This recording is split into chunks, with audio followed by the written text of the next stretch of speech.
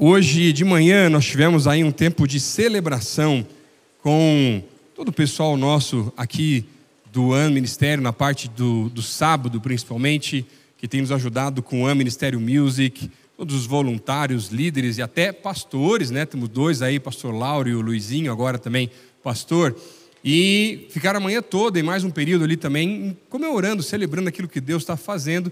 E hoje a gente teve o privilégio para poder dar um tempo de descanso para essa galera que nos serve tanto aqui, com tanta paixão, e a gente ter o pessoal do One Flow Arts aqui também junto com a gente, que esteve ministrando louvor para nós aqui. Salve de palmas, gente, olha só coisa linda aí, os adolescentes aqui da igreja hoje ministrando, glória a Deus. Minha oração sempre foi e sempre será que a próxima geração seja melhor do que a nossa, e já vendo a autoridade deles ministrando aqui, eu já estou me arrepiando porque que Deus vai fazer nos próximos anos nessa igreja, em nome de Jesus. Amém? Amém. Glória a Deus. Você pode abrir a sua Bíblia no livro de Jonas, capítulo 4. Eu quero estudar junto com você um pouco da vida desse profeta tão conhecido, de uma história, na verdade, que as crianças principalmente amam, assim como a história de Jonas ou a Arca de Noé, porque afinal de contas, criança pequena gosta de história que tem bicho na história. E nada melhor do que a história de um profeta que recebe a direção de Deus para ir pregar num povo que era seu inimigo, que não era o seu povo, que ele não queria pregar e resolve fugir. Nessa fuga, sobe num barco, vem uma tempestade, as pessoas entendem que tinha alguém ali brigando contra o próprio Deus, jogam Jonas no oceano, vem esse grande peixe, engole o profeta. Ele fica 3 dias na barriga de um grande peixe, até que esse grande peixe, depois de uma oração que ele faz em Jonas, capítulo 2, versículo 9, linda oração, capítulo 2, mas versículo 9 em específico, ele começa a orar da profundeza ou do abismo, como parece em algumas versões, e aquele homem entende agora a direção, a orientação de Deus para pregar naquela cidade. Mas ele prega sem querer pregar, e ele vai lá começar a anunciar aquilo que Deus o havia pedido para que ele fizesse.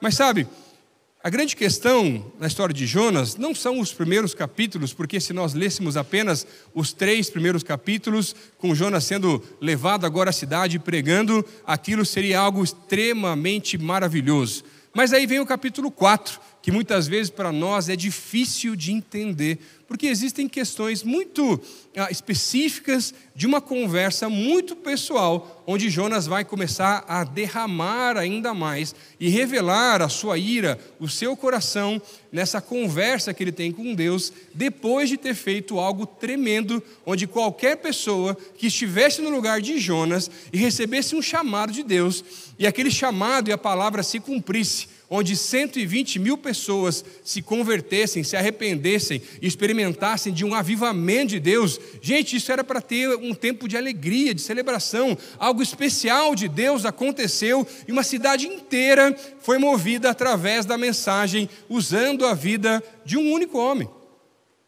Mas no capítulo 4 vai dizer que Jonas estava triste. Jonas não estava satisfeito. Jonas estava em alguns momentos furioso, inclusive pedindo a própria morte, de tanta decepção, porque ele sabia que Deus era um Deus misericordioso.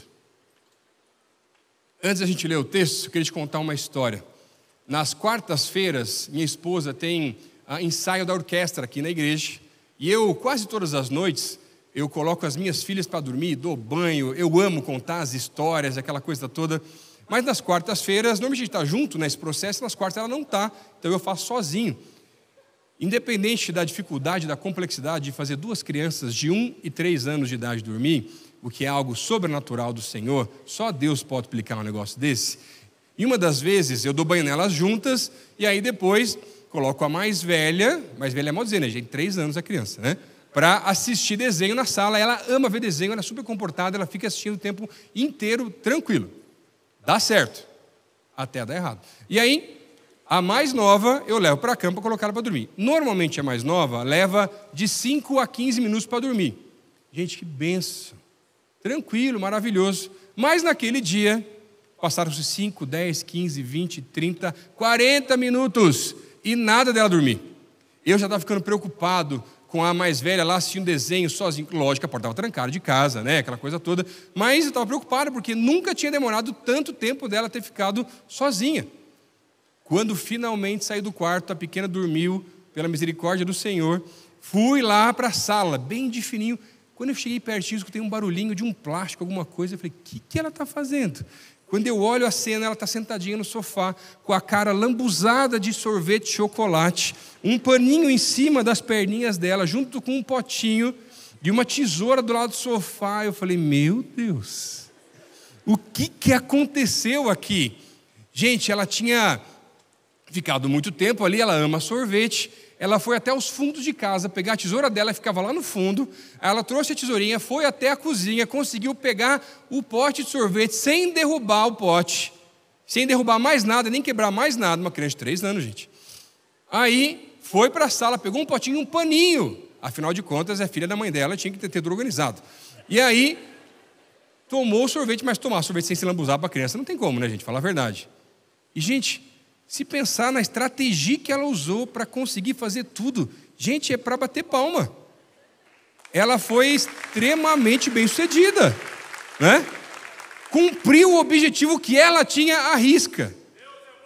E encontrou sucesso. O problema é que ela fracassou na obediência. Sabe qual é o problema meu e teu, muitas vezes, da nossa caminhada cristã? E por isso eu quero trazer essa mensagem hoje para você, olhando para Jonas, porque muitas vezes nós vivemos o que Jonas viveu, o sucesso do fracasso. Nós alcançamos o nosso objetivo, nós chegamos onde queríamos, nós chegamos finalmente, batemos as metas, ou seja, o que lá para você é considerado sucesso de verdade, mas muitas vezes falhamos em coisas pequenas, que são coisas extremamente importantes também na nossa vida. Eu queria olhar junto com você sobre essa ótica no livro de Jonas, no capítulo 4, e entender através da vida desse profeta como que nós podemos realmente alcançar o sucesso que tanto buscamos e queremos, mas não nos perdemos em coisas pequenas e não nos perdemos daquilo que às vezes leva o nosso coração em direções que não são as direções daquilo que Deus tem para nós. O sucesso, quando nós falamos de coisas espirituais, ele está extremamente ligado com uma palavra muito simples: integridade. Porque, afinal de contas, para alcançar o sucesso, será que de maneira maquiavélica realmente os fins justificam os meios? Talvez isso aos olhos humanos possa ser algo louvável. Agora, quando nós olhamos isso de olhos espirituais aos olhos de Deus, isso é extremamente reprovado.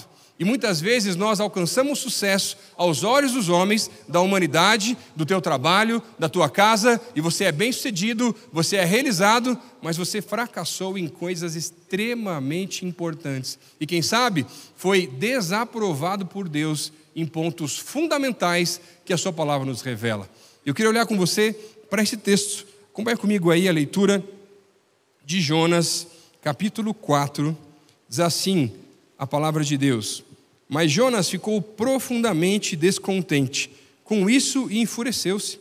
Ele orou ao Senhor: Senhor, não foi isso que eu disse quando ainda estava em casa?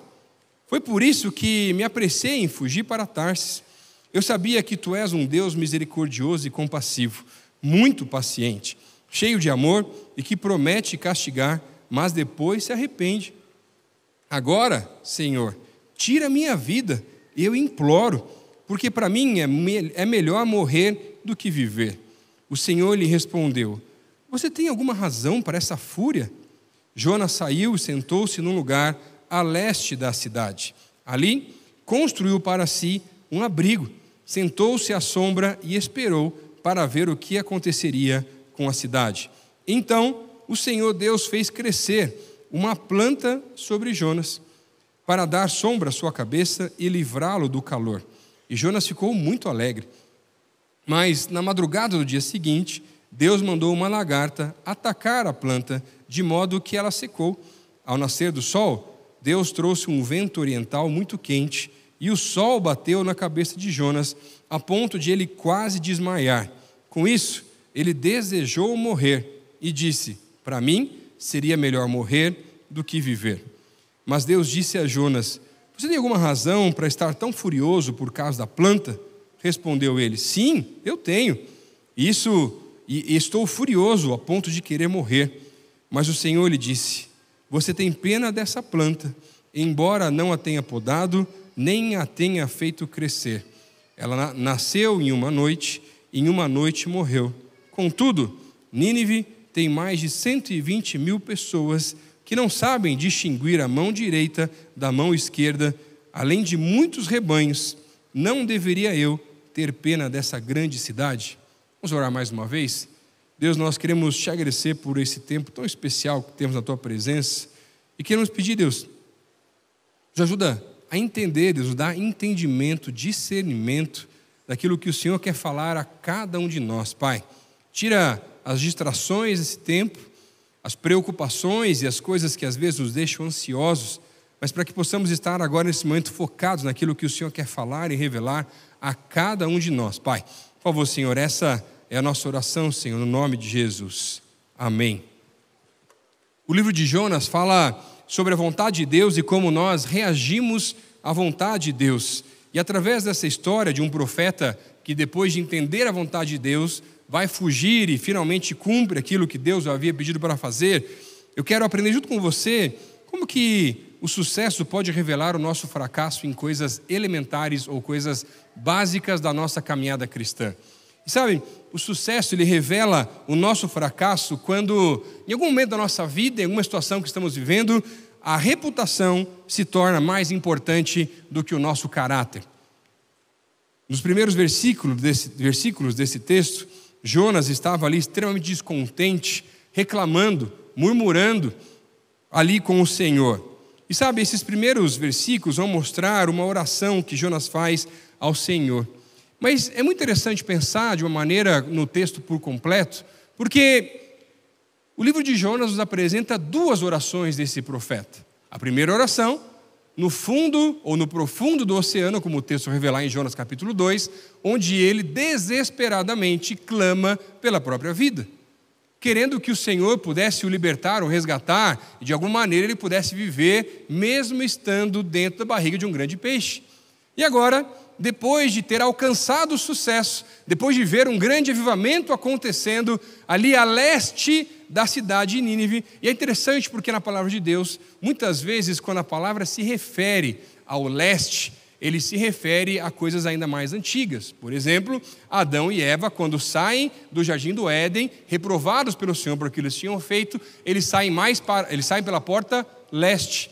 Nimrod, aquele que vai tentar fazer, junto com o povo, na época, a formação na Torre de Babel, eles vão cada vez mais para o leste. Quando isso aparece na palavra de Deus, isso representa um afastamento do Senhor também. Afinal de contas, o próprio profeta, que falava com o Senhor, ele havia realizado um grande ministério, sem nenhuma vontade de fazê-lo, subido agora num lugar mais elevado, quando ele podia ter ido embora. Afinal de contas, a tarefa que ele tinha para fazer, ele já fez. Por que é que Jonas fica lá olhando? Por que ele fica lá naquele lugar, faz um abrigo? Ele queria ver o cirquinho pegar fogo. Porque ele não queria que aquilo que ele tinha pregado realmente acontecesse. Ele queria que aquele povo fosse destruído.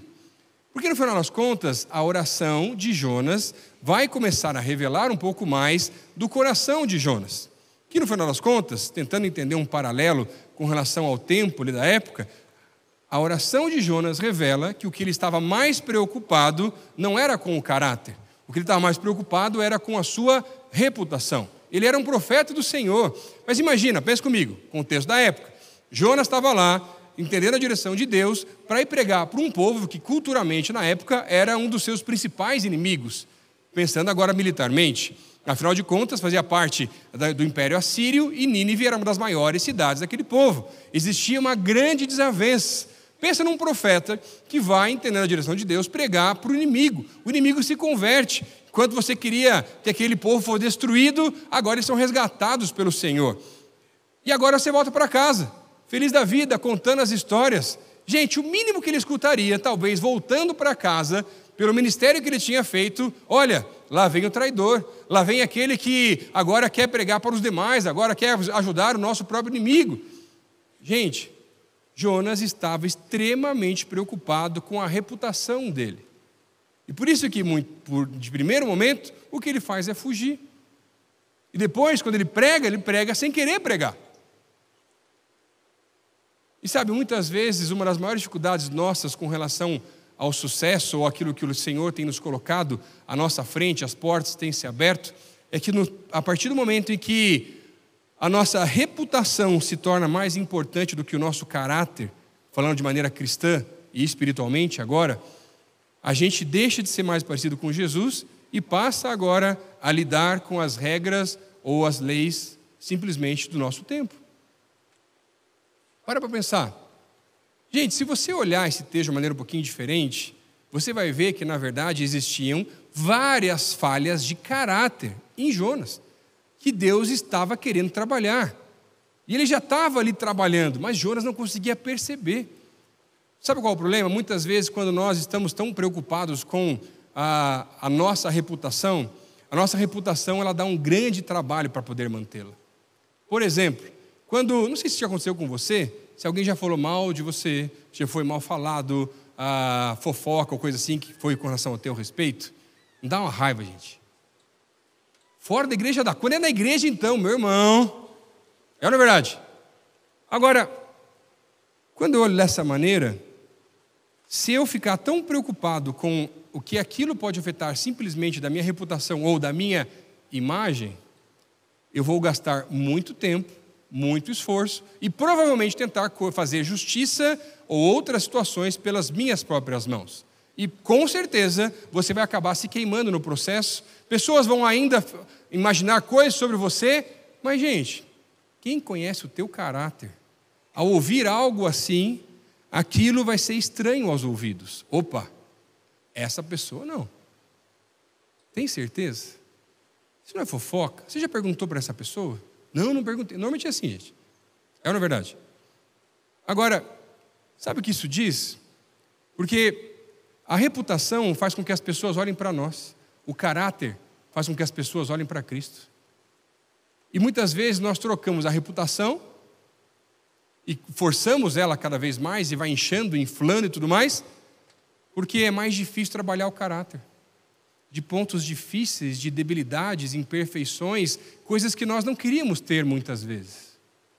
Não sei se você lembra, por exemplo, da revolta de Corá, ainda no tempo do Êxodo, junto com Moisés e Arão, onde o povo, através desse líder, Corá e outros 2 líderes da época, se levantam junto com outros 250 líderes para questionarem a autoridade espiritual de Arão e de Moisés. E começa a fazer um rebuliço, gente. E começa a complicar a vida. E começa a falar mal de Moisés e de Arão e aquela coisa toda. Gente, se fosse você lá que é sanguíneo, então, nossa. Mas nunca mais. É assim? Mas quando eu olho para a vida de Arão e de Moisés, gente, eles não falaram quase nada. Deus se ira com aquela revolta. Muitos morrem por causa da ira de Deus daquela revolta. Vai inflamando o coração do povo.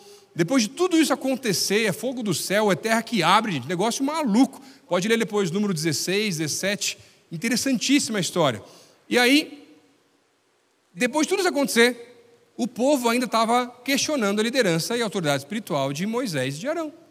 Então Moisés, recebendo uma orientação de Deus, vai dizer, olha, amanhã de manhã vai vir aqui um de cada um dos 12 líderes das tribos de Israel, e um deles era Arão, com o seu bordão, ou com a sua vara, né, representando essa questão ali, dessa liderança.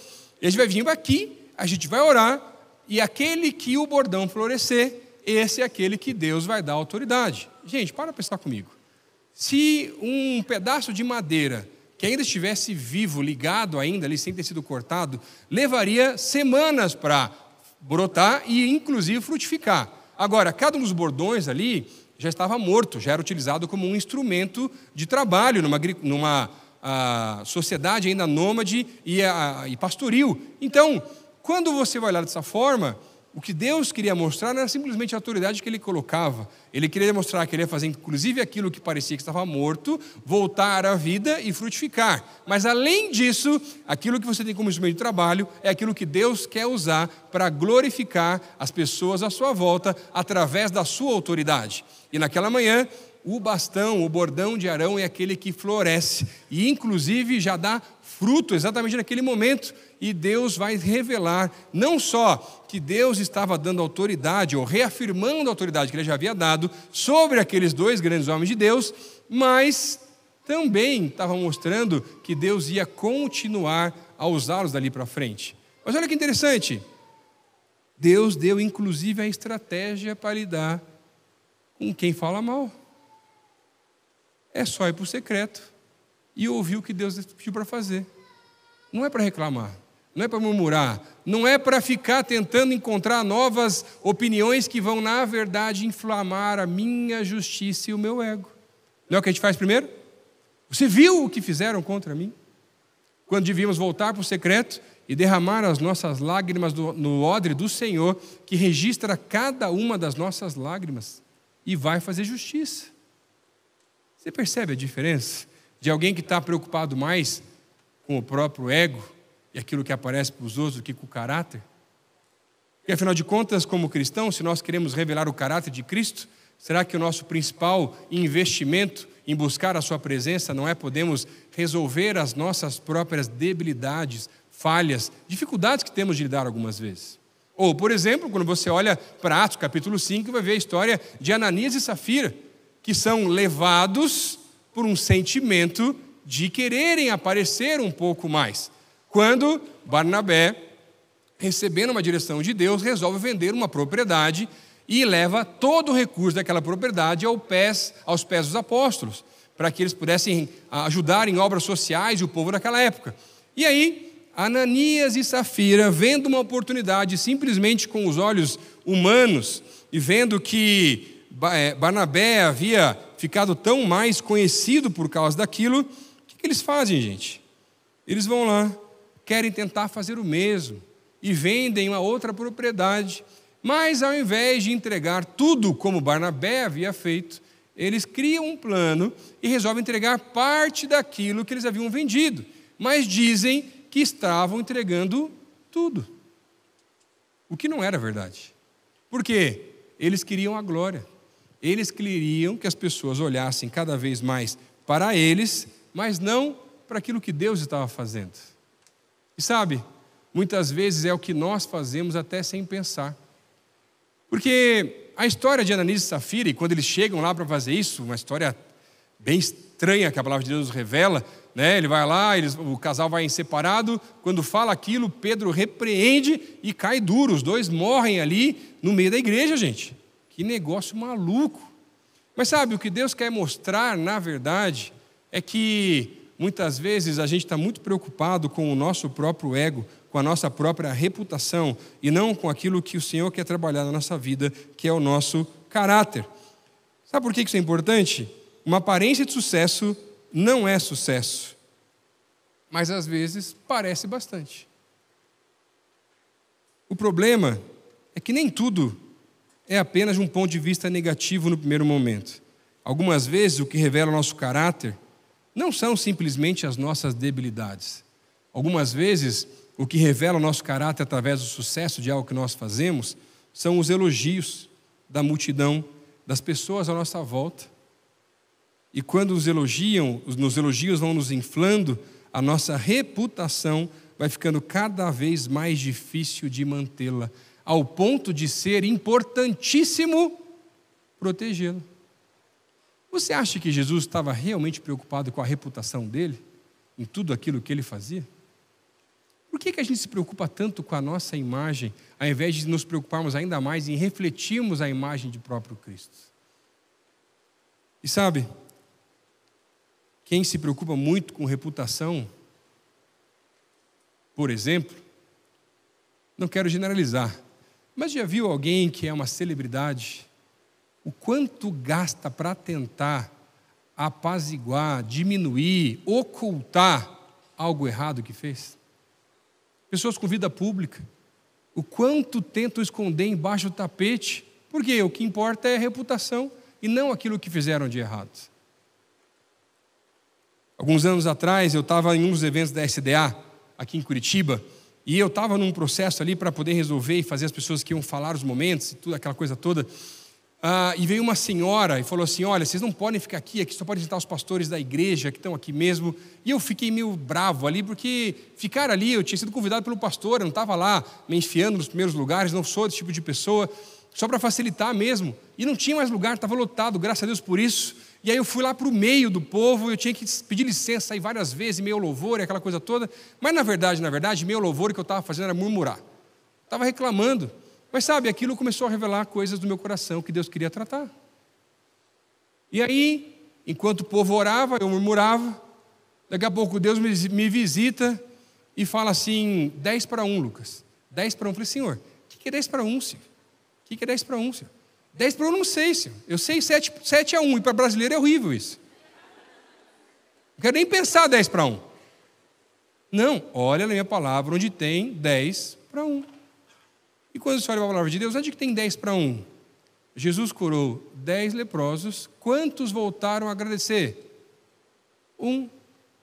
Na mesma hora, eu não sei se é com você assim, mas eu com Deus é um quebrantamento, e é um negócio meio diferente.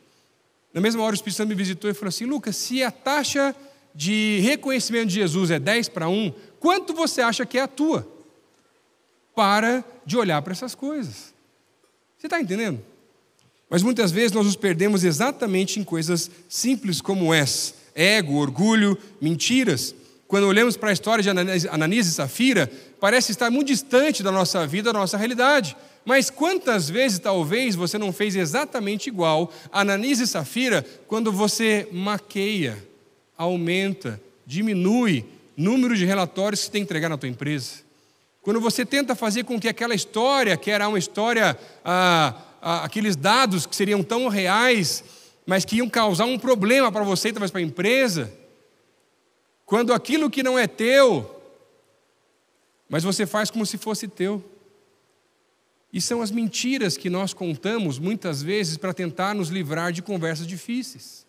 São as mentiras pequenas e simples que continuam sendo pecado e que muitas vezes nos ajudam, ou têm a impressão, porque é só a impressão, é uma grande ilusão de podermos alcançar o sucesso aos olhos dos homens e sermos talvez até mesmo parabenizados porque realmente alcançamos aquele sucesso através de estratégias humanas. Você lembra da parábola do administrador? Que o Senhor vai falar, olha, o cara estava lá, estava complicado com o chefe dele, onde tinha tanto, põe tanto, onde tem tanto, põe tanto. É a mesma coisa. Aquela parábola não é um elogio, é mostrando que, na verdade, a sabedoria dos homens ela é muito profunda, e se a gente tentar jogar o mesmo jogo nessa mesma regra, a gente sempre vai perder. Agora, o reino de Deus é muito maior do que isso, e as estratégias do alto são muito maiores do que estratégias dos homens. Mas muitas vezes o nosso problema com relação ao nosso próprio ego inflamado, e a gente deixa o nosso caráter de lado, é porque realmente aquilo que nós vivemos é o sucesso a qualquer custo, não importa, doa a quem doer. Meu irmão, isso não tem nada a ver com o cristianismo. Uma religião que vai trazer um relacionamento com o próprio Deus, que se fez carne, que enviou o seu próprio filho por morrer por um monte de gente, que olha, falando bem a verdade, eu e você não passamos de pecadores miseráveis. É ou não é verdade? Não faz sentido, gente. Que sucesso é esse? Billy Graham tem uma frase muito interessante, e ele dizia que nem tudo que a terra aplaude, o céu aprova. Será que naquilo que você tem feito na tua vida, você tem sido aprovado por Deus? Você pode estar recebendo as palmas, a glória, os aumentos, os méritos, as medalhas, mas será que você tem, para chegar em tudo isso, negociado o caráter de Cristo na tua vida? Segundo lugar, o sucesso revela o nosso fracasso quando o nosso ânimo se torna dobre.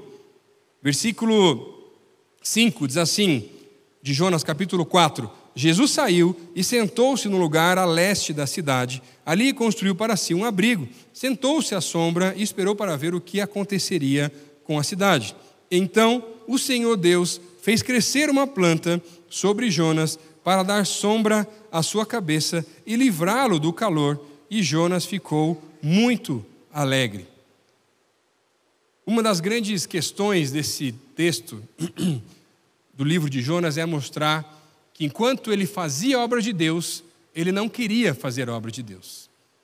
Ele diz que foi por obediência, Mas ele foi fazer a obra de Deus porque ele não tinha mais saída. Afinal de contas, quando ele orou, pedindo para que Deus o livrasse da morte na barriga de um peixe, ele fez um pacto com o Senhor e vai dizer, olha, se o Senhor me livrar, eu vou lá e faço aquilo que o Senhor me pediu para fazer. Agora, gente, eu fico imaginando, não está na Bíblia, como deve ter sido a pregação de Jonas em Nínive, em ambiente inimigo, num lugar que ele não tinha amor nenhum pelas pessoas e não queria estar lá. Você acha que ele estava gritando, feliz, alegre? Gente, fala a verdade. Essa é a minha leitura. Não está na Bíblia. E eu fico imaginando algumas coisas dos textos bíblicos. É como se fosse Jonas assim, ei pessoal, ó. E o cara tudo machucado, aquela coisa toda do tempo que foi dentro da barriga do peixe. Ó, vocês estão fazendo coisa errada. Arrependam-se. Você imagina um negócio desse? O cara não queria fazer, gente. Só que, quando você olha para esse texto, essa palavra, na verdade, que vai colocar, ou vai descrever um pouco da reação com relação ao próprio Jonas, Tiago, capítulo 1, versículo 8, vai descrever o estilo de vida de Jonas, que é uma pessoa de ânimo dobre. Dobre, na verdade, é uma palavra que vai representar em seus sinônimos alguém que é fingido, espertalhão, falso, hipócrita, impostor, enganador, ardiloso ou, no contexto bíblico, fariseu. Em algumas versões de Tiago, capítulo 1, vai falar sobre ânimo dobre ou mente dividida, ou, inclusive no final, instável em tudo que faz, ou em outras versões, inconstante em seus caminhos. Afinal de contas, alguém que estava pedindo para viver dias antes, agora pede para morrer, depois de ter sucesso. Gente, não faz sentido, não é normal, existe alguma coisa errada que não estava alinhada do coração de Jonas com o coração do próprio Deus, que era ainda muito maior do que simplesmente o sentimento de que a reputação dele podia talvez ser afetada por entender a visão daquilo que Deus o havia feito.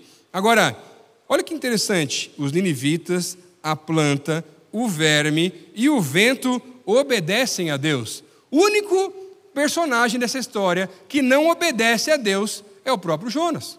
Até o peixe obedecia, gente. A grande questão aqui, quando a gente fala sobre ânimo dobre, é porque ele vai representar alguém que fala uma coisa, mas vive outra. Ânimo dobre é uma pessoa que está com a mente dividida. Mas sabe, não é simplesmente pensar alguém que tem a mente separada entre A e B. É alguém que está fazendo algo, mas tem uma agenda oculta por trás. É alguém que está se aproximando de você, mas tem segundas, terceiras, quartas ou qualquer outra intenção. É alguém que tem uma agenda que não está declarada, ou seja, falso. Que parece que está legal, parece que está tudo bem, você dá a confiança, mas a pessoa faz aquilo com a motivação errada e por interesse próprio. Isso é alguém de ânimo dobre. Agora, a nossa mente ela pode ser dividida não só em duas partes, e muitas outras, na verdade. Mas alguém com a mente dividida, na verdade, nesse texto aqui, representa não só os nossos pensamentos, mas alguém com a mente dividida, na verdade, representa alguém que tem o coração dividido. E os tesouros do coração falam mais alto do que os tesouros dos céus. Ou seja, quando falamos de coisas espirituais, alguém que serve ao Senhor, seja ele em ministério, seja ele no trabalho, em qualquer lugar que você pode estar, mas tem outras intenções. Sabe aquele irmão que quer sentar muito rápido na janelinha? É sobre isso que o texto está falando. Alguém que tem um ânimo dobre. Ou alguém inconstante. Alguém que fala que vai fazer, mas não faz. Você conhece alguém assim? Eu conheço bastante gente. Alguém que promete muita coisa, mas não realiza quase nada. Olha que coisa complicada que a palavra de Deus está falando para a gente. E olha como Deus é bondoso. No versículo 4, o Senhor vai olhar para Jonas, trazendo essa ira toda e vai dizer, Jonas, de onde é que vem essa ira? O que Deus estava fazendo com Jonas era exatamente o que Deus havia feito, por exemplo, com Caim. À medida que entrega a oferta, ele olha mais para a oferta do irmão do que poder fazer melhor do que ele havia feito. E Deus vai falar, eu falei, Caim, teu coração está errado. Porque, no final das contas, o coração estava dividido. O coração dizia que queria Deus, mas queria outras coisas. Você está me entendendo? Olha como é forte e profundo aquilo que o texto revela. O que Deus estava falando para Jonas era: Jonas, sonda o coração, Jonas. O que está errado? O que está desregulado? Será que o teu coração é totalmente de Deus? Será que Ele te mandasse para algum lugar que você não conhece, você iria? Senhor Deus está mandando aqui alguns para a faixa de Gaza. Você vai, irmão? Ô, pastor, podia ser para Orlando? Alguns para Orlando também, Senhor. É ou não é verdade? Será que se Deus te pedisse para dar alguma coisa tua que você gosta demais, você entregaria? Será que o Senhor te pedisse coisas difíceis para fazer, que vão um pouco contra, talvez, algumas coisas que estão muito profundas no teu coração, será que você faria? E essa é uma grande questão.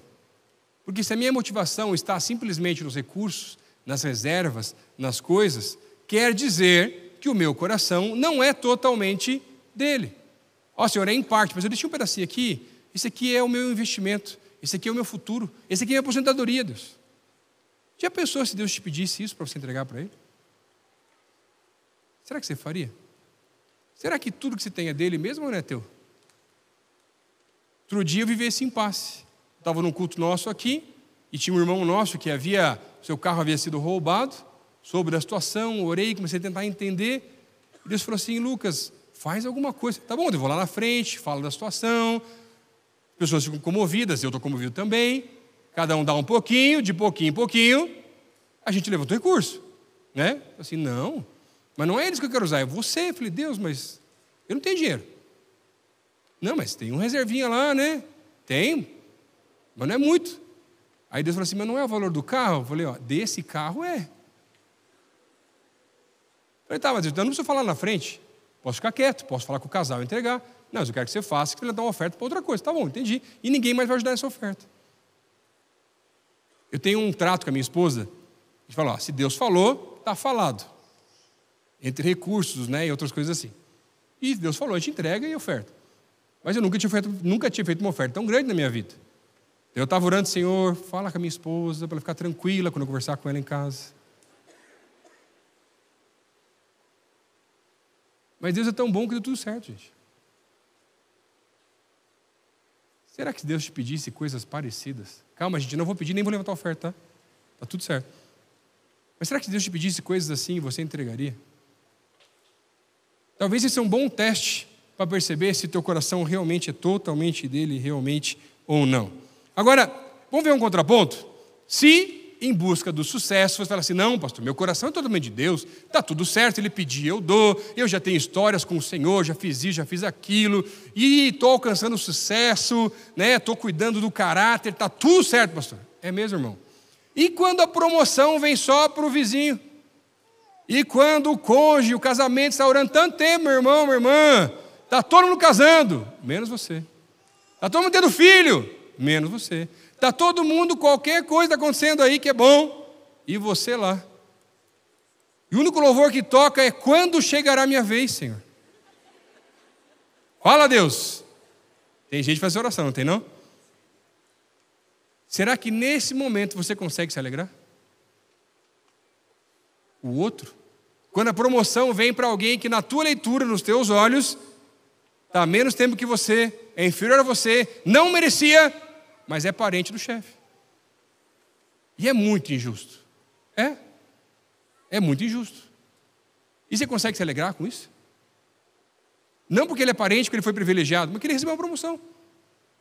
Não está certo. Mas você pode mudar alguma coisa? Vai denunciar no RH?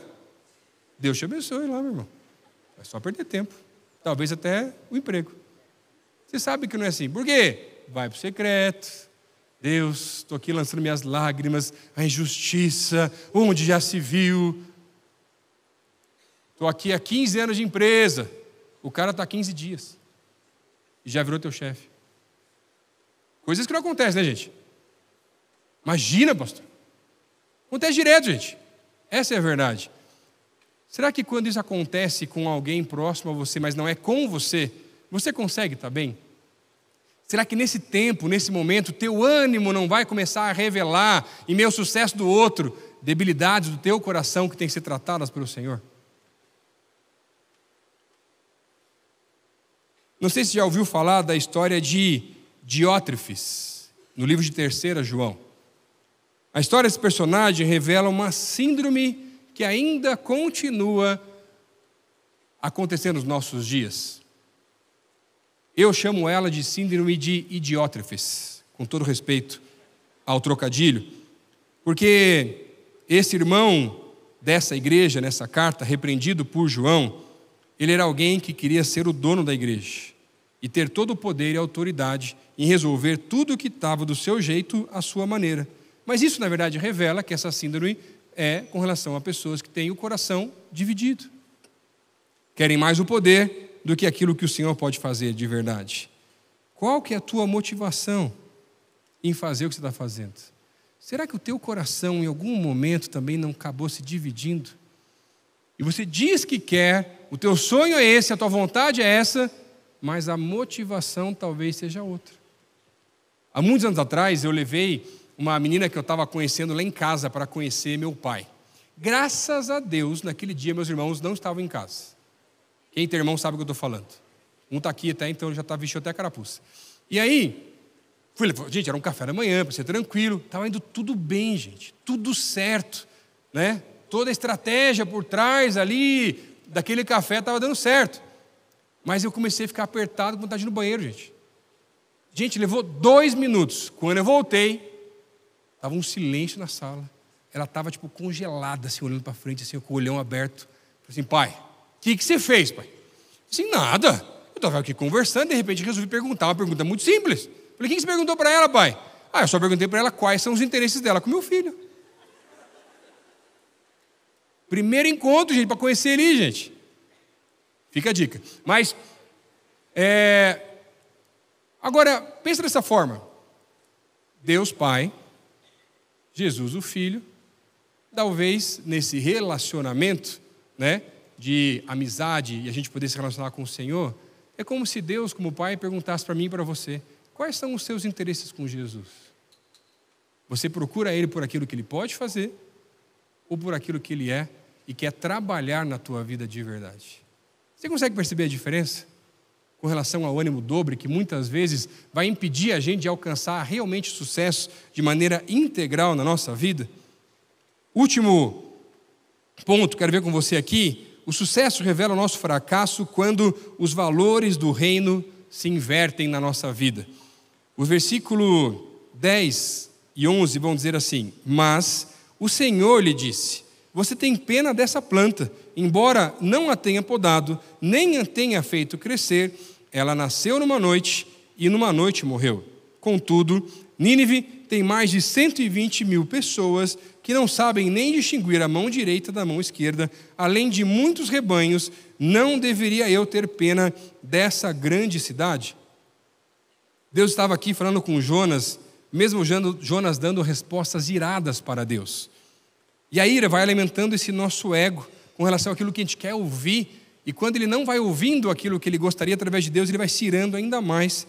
E ali algo muito profundo vai sendo revelado, porque Jonas tinha mais compaixão por uma planta que tinha sido criada por Deus, tratada por Deus e trazido sombra para ele, do que por uma grande cidade com cerca de 120 mil pessoas que Deus queria encontrar.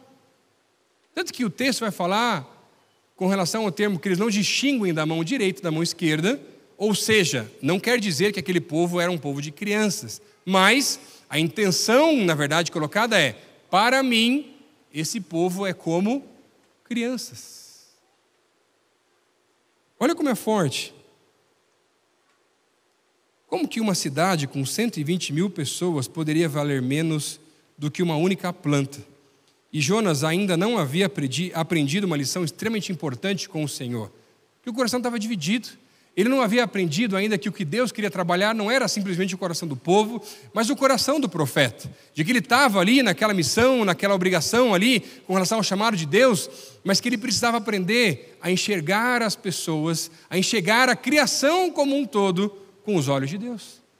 Que ele precisava ver a mesma compaixão, a mesma piedade que Deus, o próprio Deus, tinha com todos aqueles que ele também havia criado, mas estavam afastados, distantes dos seus caminhos. E é isso que Deus quer revelar ali para Jonas. O problema é que muitas vezes na nossa vida, os valores vão se invertendo e a gente vai ficando muito mexido com os valores dessa terra. E os valores do reino de Deus não são mais os mais importantes. Porque, no final das contas, quando nós construímos a nossa vida com valores dessa terra, nós não construímos o reino de Deus, mas construímos o nosso próprio reino ou qualquer outro reino que não tenha a ver com o reino de Deus. Agora, quando nós construímos o reino de Deus, nós não construímos com os nossos valores, nós construímos com os valores da palavra de Deus. Olha a diferença. Quando nós construímos um reino sobre a orientação do alto, de acordo com os valores da palavra, quando vem a tempestade, quando vem o dia mau, quando vem a dificuldade, se fica em pé. Quando construímos a nossa vida com os nossos valores, quando vem qualquer tempestade, vem tudo abaixo. E sabe, os valores invertidos são algo extremamente complicado nos nossos dias de lidar. Um tempo atrás eu estava junto com a minha esposa tentando filtrar melhor alguns desenhos para ver que tipo de desenho a gente gostaria que as nossas filhas assistissem. E gente, tem tanta coisa complicada. Não é só porque morre muita gente, né? Aquela coisa de perder o pai, mãe, né? Que para a criança é difícil lidar. Mas gente, tem uns negócios com agendas complicadas em desenhos por aí afora. Coisas homeopáticas, subjetivas. Tem que filtrar. Eu não quero que isso faça parte da formação. Eu não quero privá-las, porque elas vão conhecer o que acontece em todo esse mundo. Não quero criá-las numa bolha, não é sobre isso que eu estou falando. Mas elas não têm idade, maturidade para ver coisas de homens e mulheres muito mais, com idade mais avançada e com agendas ou corações divididos, que estão tentando colocar sobre crianças pequenas. E aí, olhando isso, eu falei assim, cara, está faltando material, está faltando desenho. E eu, como conto histórias para as minhas filhas, um dia eu falei assim, por que você não escreve isso daí? Eu falei assim, Deus, eu não sei escrever história para criança, ainda aqui eu fico inventando uns negócios, né? O meu público aqui não é muito exigente, elas riem de qualquer coisa. Quando faz para os outros, o negócio é mais complicado. E aí Deus falou assim, escreve. E eu escrevi. Histórias bíblicas na visão dos animais. Mandei para uma editora, os caras gostaram, não sei como, pela graça de Deus. Me mandaram lá o mock-up dele agora esses dias, assinamos um contrato, e semestre que vem está lançando aí um livro infantil em resposta a uma debilidade ou tão pouco material de conteúdo cristão bacana que existe em contrapartida a materiais que não são. E sabe, às vezes a resposta que você dá é a ira, é a revolta, é a briga. O que Deus está te pedindo para fazer em resposta ao que está acontecendo, meu irmão? Olha que coisa maluca. Quando você olha dessa maneira, como que vidas humanas valem menos do que uma planta? Não estou dizendo que nós não devemos cuidar da criação. Essa também é nossa responsabilidade. Eu não preciso escolher A ou B. E aí tem gente, não, mas agora eu escolho aqui. Eu cuido das plantas. Eu cuido das tartarugas. O resto é resto. Eu cuido do animal tal, do tal, que está em extinção. Que maravilha. Mas isso não vale menos do que um bebê que está no ventre da mãe, que vai justificar o aborto de uma criança. Será que teus valores não estão mexidos realmente? E você não está olhando coisas como Deus vê? Como você acha? Eu não estou aqui para falar se você é contra ou a favor do aborto.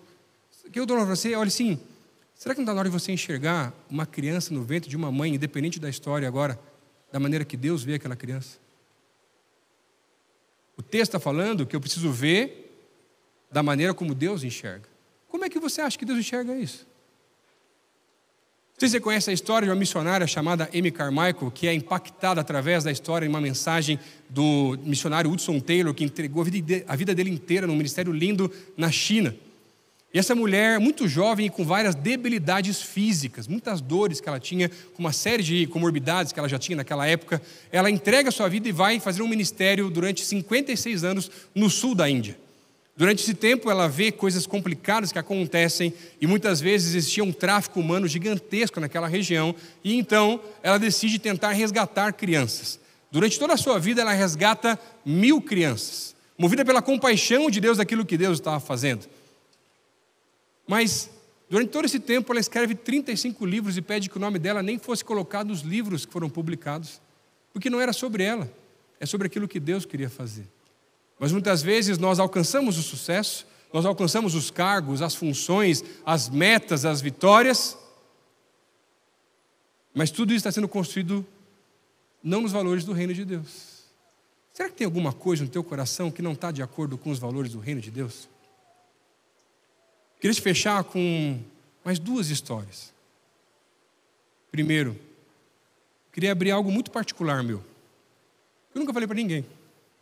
Sabe aquela oração do secreto? Você faz só com Deus, que você fica pedindo para que ninguém vá ouvir de verdade aquela oração?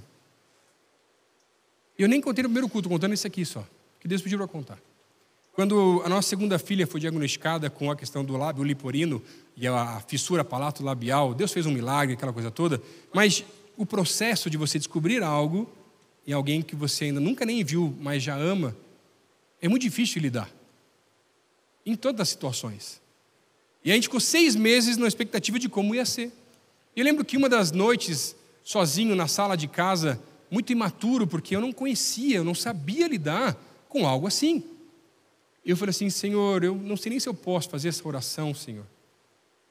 Mas eu queria orar pedindo, Senhor, que eu não sei como vai ser, eu não sei quantas cirurgias vão precisar, eu sei que o Senhor pode fazer um milagre, mas eu queria pedir, Senhor, que quando eu olhasse para minha filha, todas as vezes que eu olhasse para ela, eu não visse ela pela sua deformidade ou debilidade.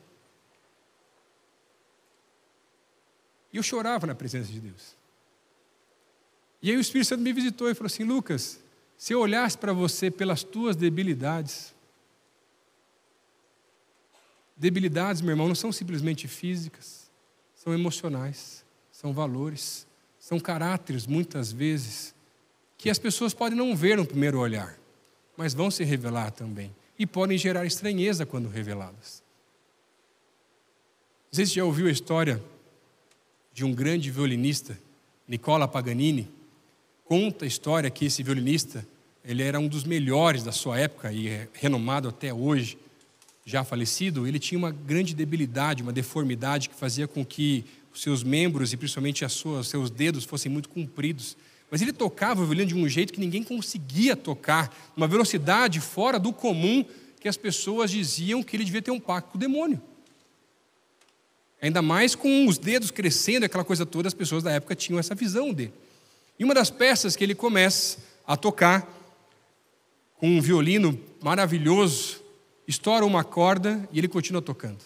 Estoura a segunda corda e ele continua tocando. Estoura a terceira e ele não para de tocar. E as pessoas olhando aquilo com as cordas penduradas, e ele com uma única corda consegue terminar aquela última música. O maestro e a orquestra que estava junto com ele estavam espantados, e as pessoas se levantavam e começavam a aplaudir aquele homem porque aquilo que ele havia feito, eles nunca haviam feito outra pessoa fazer. O normal seria, para tudo, dá um outro violino aí, arruma esse, vamos fazer agora com perfeição.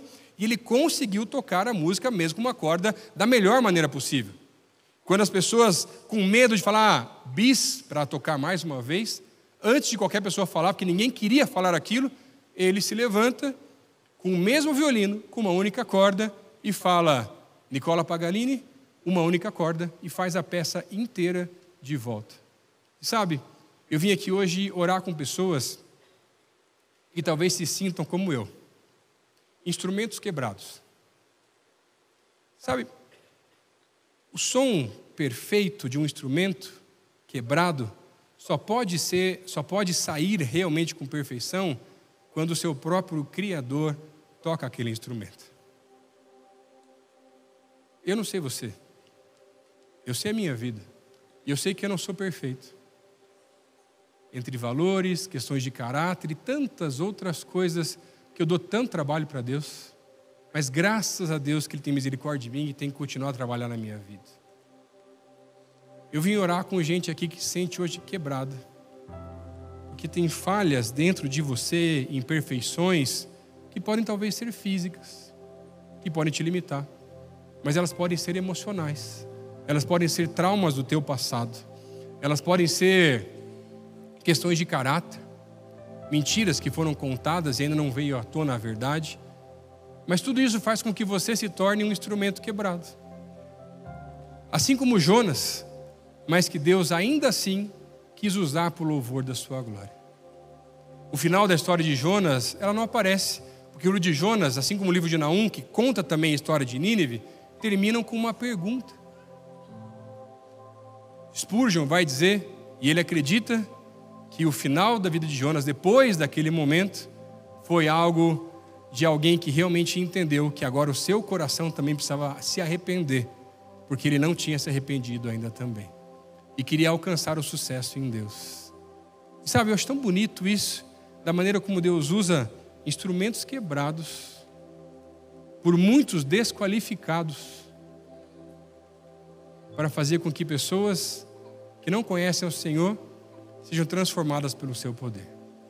Queria pedir fechar seus olhos nesse momento, e eu quero hoje orar com algumas pessoas aqui, nesse culto.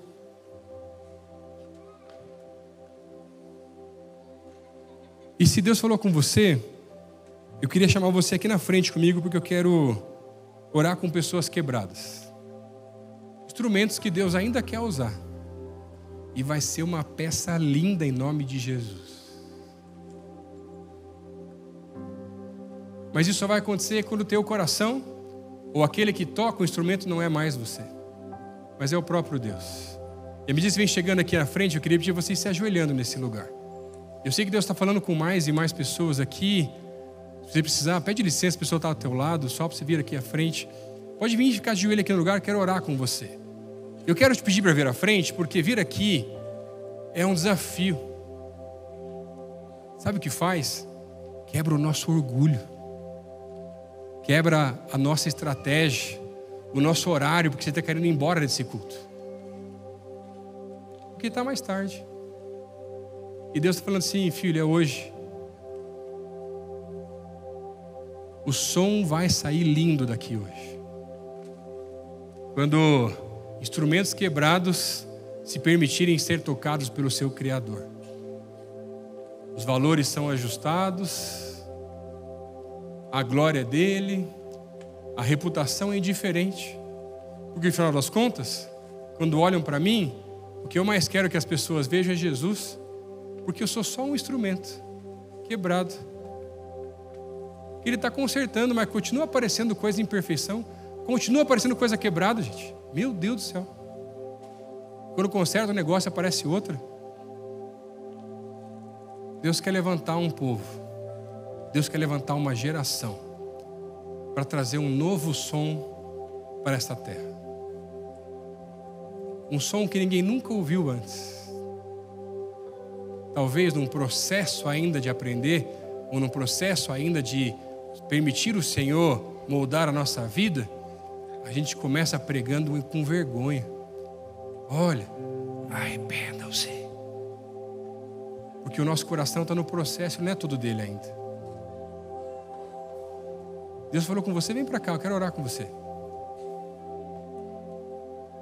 Deus está trazendo mais pessoas aqui agora. Você que está em cima, aqui embaixo, pode vir.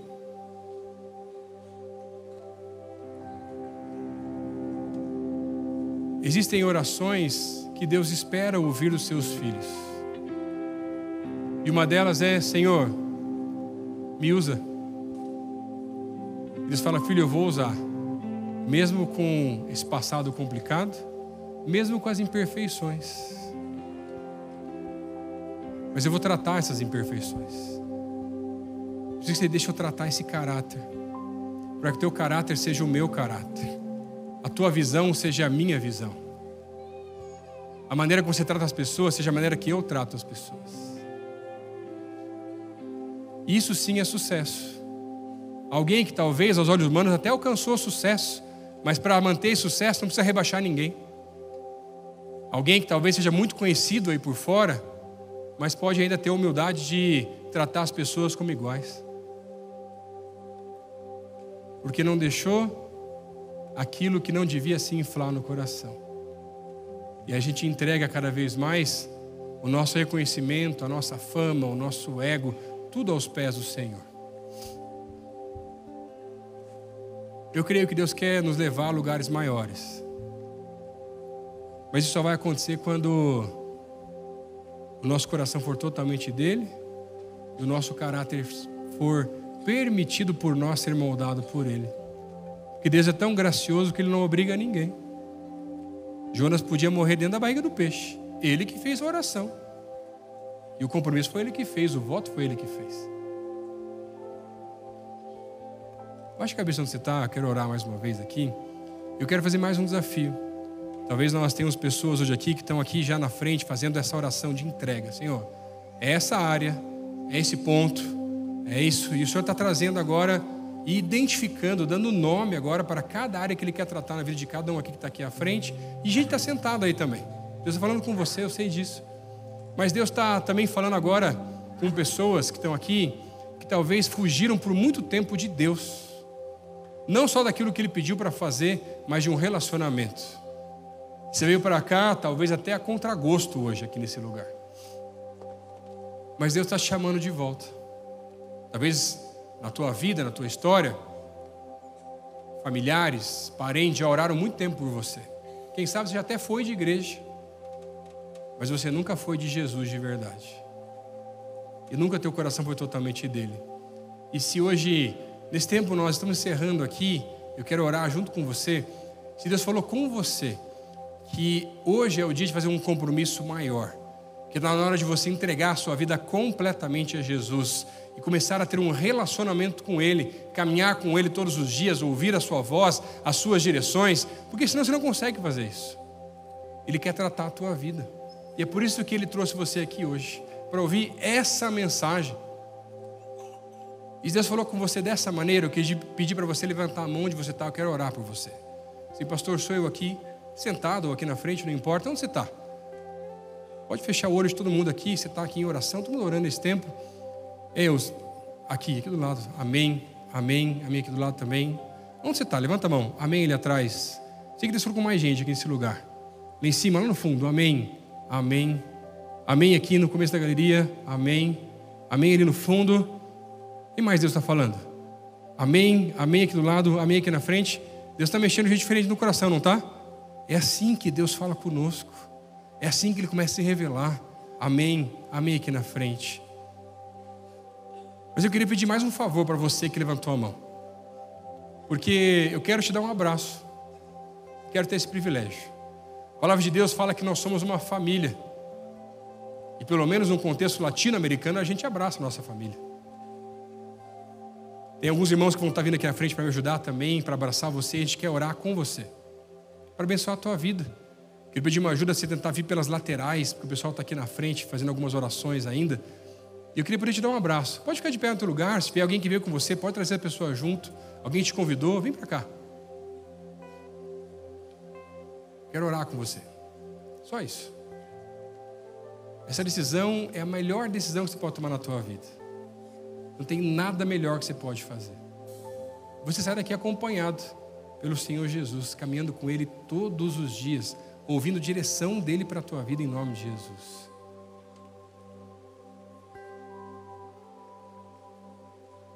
Pode ir vindo. Está difícil estar mais mutuado aqui na frente só. Pode vir. No fundo, ali em cima também. Vem para cá rapidinho. Só quero abraçar você, orar. E a gente vai terminar esse culto logo depois. Mas eu não podia deixar de fazer esse convite, porque esse foi o convite que um dia eu recebi. Quando eu tinha 9 anos de idade. E aquilo mudou completamente a minha vida e a minha história.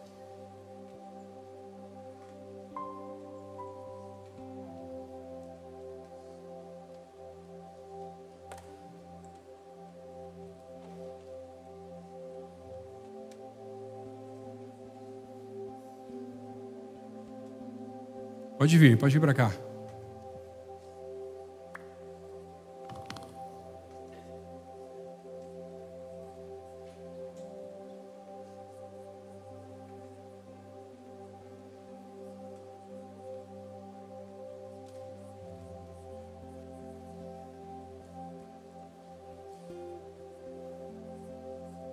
está vindo aqui na frente, fez a decisão, eu quero orar com você.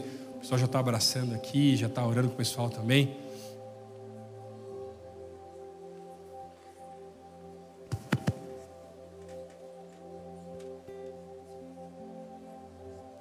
Você fez essa decisão? Repete essa oração comigo no teu lugar só.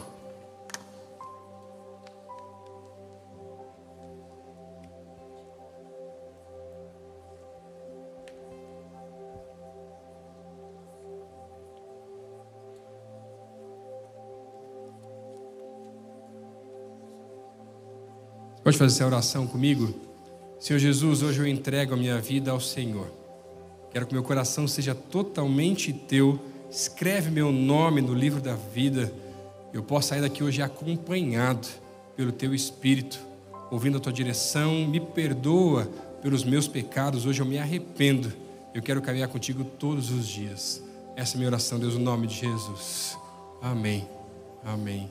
Deixa eu orar até aqui. Deus, são tantas pessoas que vieram aqui à frente hoje, trazendo áreas, traumas, debilidades. São questões físicas que nós achamos que nos limitamos algumas vezes. Às vezes são questões emocionais, quem sabe em alguns casos aqui, questões do passado. E tantas questões foram reveladas aqui, por isso eu quero te pedir hoje em nome de Jesus, Pai, que o Senhor venha restaurar aquilo que realmente é sucesso aos teus olhos, aquilo que realmente é sucesso de acordo com os valores da palavra de Deus, Pai. Que o Senhor venha levantar aqui homens e mulheres que não estão mais fugindo simplesmente daquilo que são falhas de caráter e dificuldades em serem lidadas, mas, Pai, em nome de Jesus, estabelece nossos valores de acordo com os valores da Tua palavra, Pai. Pai, não nos permita com que o nosso ânimo, a nossa motivação seja enganosa, mas, Pai, que nós possamos ter o nosso coração e a nossa motivação totalmente no Senhor, em tudo aquilo que nós fazemos, Senhor. Em nome de Jesus, Pai, usa as nossas vidas para o louvor da Tua glória. Essa é a nossa oração. Usa-nos, Pai. Usa-nos, Pai. Instrumentos quebrados, cheios de imperfeições e coisas complicadas, que as pessoas olham e acham que nunca vai sair nada de bom daquele instrumento ou daquelas debilidades que a gente acha que tem realmente. Mas, Deus, hoje eu creio em nome do Senhor Jesus, na Sua presença nesse lugar, dizendo: eu vou fazer aqueles instrumentos voltarem a tocar uma canção celestial, que é muito maior do que aquilo que os homens podem ver e ouvir, mas eu vou trazer um novo som sobre essa terra, um som de unidade, de avivamento, quando o povo de Deus se levanta e começa agora a se permitir ser usado pelo Senhor, a um único som daquilo que o Senhor quer revelar. E hoje eu quero orar e clamar: Senhor, usa as nossas vidas para o louvor da Sua glória, Senhor. Usa as nossas vidas, Senhor, para o louvor da Sua glória. Enquanto usa a nossa vida, resolve, Deus, debilidades do nosso caráter. Pai, queremos alcançar sucesso, mas queremos alcançar sucesso nos padrões da palavra de Deus. Nós cremos, Senhor, num novo tempo, um tempo de avivamento. E eu quero clamar, Deus, e pedir, Deus, agora, homens e mulheres de Deus que entendem essa oração, fiquem de pé nos seus lugares. O Senhor vai começar a trazer um novo som sobre as nossas vidas, sobre essa igreja. O Senhor vai trazer um novo som sobre essa cidade. E o Senhor vai usar instrumentos quebrados para o louvor da Sua glória. E vai cada vez alcançar mais e mais instrumentos que Ele quer usar para o louvor da Sua glória. Senhor, essa é a nossa oração, essa é a nossa canção. E vamos agora, Senhor, adorar ao Senhor. Mesmo alguns aqui sendo taquaras rachadas, o Senhor vai usar para a glória em nome de Jesus. A voz pode não ser a mais bonita, tem muito cantor aí de chuveiro, mas hoje o Senhor vai usar para o louvor da Sua glória, e vai ser um som celestial nesse lugar. Celebre o Senhor e adore ao Senhor com essa